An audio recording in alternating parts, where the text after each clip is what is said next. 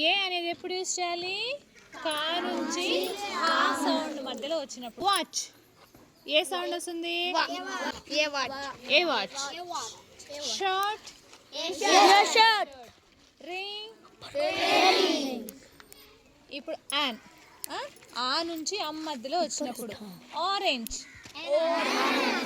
Orange. Owl umbrella an umbrella. ఇప్పుడు ఇక్కడ వచ్చి ఒక వర్డ్ ఎవరు చెప్తారో వాళ్ళ నేమ్ నువ్వు ఐడెంటిఫై చేయాలి. Tomato. A tomato. Chinma madam.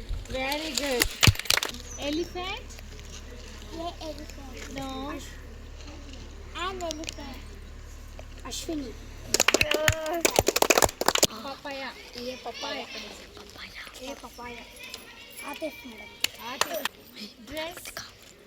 Madam. Netra. Bottle. A bottle.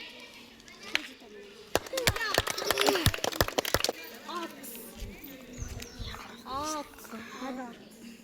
Kiran madam.